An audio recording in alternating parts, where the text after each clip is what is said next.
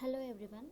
In this unit, we will see something foundational, that is knowledge representation or KR for short. Okay. So until now we have been discussing how agents make decisions, solve problems and navigate environments. But none of that is possible without something deeper, how they store and access what they know. Okay, so the aim will be here. We will understand what knowledge actually means in AI, why representing it is crucial or critical, the types of knowledge AI deals with, and the various approaches used for effective knowledge representation. Okay. So first, what is knowledge? So knowledge is not just a fact or a string of text. It's a structured and meaningful pattern derived from data or information which helps the system make decisions and solve problems. So for example, imagine you are in a hospital. A doctor reads thermometer and sees 101 degree Fahrenheit. Okay, so that's data. When she interprets it as a fever, that becomes information, and when she understands that fever with sore throat might mean that's streptococcus, that's knowledge. Okay, so in AI, knowledge is what enables an agent to move beyond raw data to reason and act intelligently. Okay, so why we need knowledge representation in AI is that AI is not just about reacting to stimuli or executing instructions. It's about mimicking human intelligence. To do that, system needs to think, reason and communicate. Knowledge representation and reasoning, that is represented as KRR, is the branch of AI that focuses on how agents think and how that thinking contributes to intelligent behavior. An AI system must be able to represent facts about the world, that is like water boils at 100 degree centigrade, and understand relationships like if the switch is on, the bulb glows, and make inferences like if there is a smoke and there may be fire. Okay, so generally knowledge representation is what allows AI to handle real world complexity, from diagnosing diseases to answering questions in natural language. Okay, so what can be represented in KR is that is, it explores the scope of what can be represented in a knowledge system. Knowledge representation is not only limited to plain facts, it must also include objects like people, places, devices, and then events and situations like it's raining now, actions and consequences like pressing the button, it will open the door. Okay, and then beliefs, intentions and goals of agents. So the more nascent the knowledge we represent, the more powerful and flexible our AI system becomes. Okay, but of course this also increases complexity. And then what types of knowledge exist in AI systems? In general, AI system can be grouped into four major types, that is declarative knowledge, procedural knowledge, semantic knowledge and meta knowledge.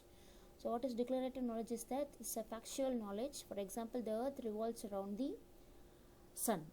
Okay, it is the what, that is declarative knowledge. And procedural knowledge, this is know how, like how to solve a math equation or how to ride a bicycle. It is the how.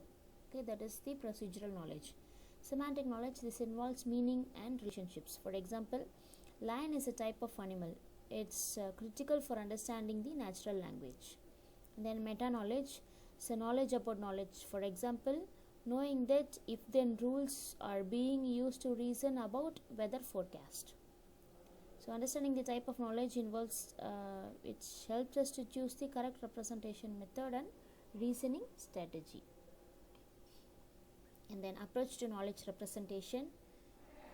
So we understand the importance and types of knowledge. We move on to how to represent it. So there are several approaches, and each has its own strengths and limitations depending on the domain. So first is simple relational knowledge. We have inheritable knowledge, inferential knowledge and procedural knowledge. So first simple relational knowledge. So most basic and structured form of representing the knowledge. It is similar to how we store data in tables or databases. Each fact is organized into columns and rows. For example, if you are storing information about students, we might have for example, name, age and department. Okay, so this method is easy to implement and good for querying, but it has limited capacity for reasoning. You can retrieve facts, but you can't infer new knowledge unless additional logic is layered at the top. Okay, so it's a good starting point. It's not enough for dynamic AI systems. That is simple relational knowledge. Okay. Then next we have inheritable knowledge. So here data must be stored into a hierarchy of classes, and here classes should be arranged in a generalized form or in a hierarchical manner. Okay, you could see this as an example. So this contains shows a relation between the instance and the class. So that is why it is called as instance relation. Okay. So every individual frame can represent the collection of attributes and its values. You could see the hierarchy of the classes, how it is derived from it. And then we have procedural knowledge. It's about encoding how to do things, a set of instructions, algorithms or rules. So most common method using is that if-then rules. For example, if the temperature is above 100, then trigger alarm.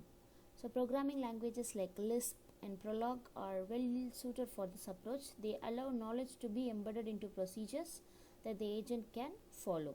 So this is great for domain specific expertise such as medical diagnosis or troubleshooting, but it may not cover all possible cases unless exhaustively it is programmed. So procedural knowledge makes agents action oriented but less flexible if rules are missing or the environment changes. Okay. Next, inferential knowledge. So the knowledge will be represented in the form of formal logic. This used to derive more facts. Okay, and also this guaranteed correctness, that is righteousness. So for example, we have two statements: Marcus is a man and all men are mortal. So that can be represented as all men are mortal. Okay, so we have learned that knowledge is what gives intelligence its power. Without knowledge, an AI system cannot reason, learn or adapt, right? And also we have seen the definition of knowledge, why representation is critical, the types of knowledge used in AI, and the different approaches to represent it.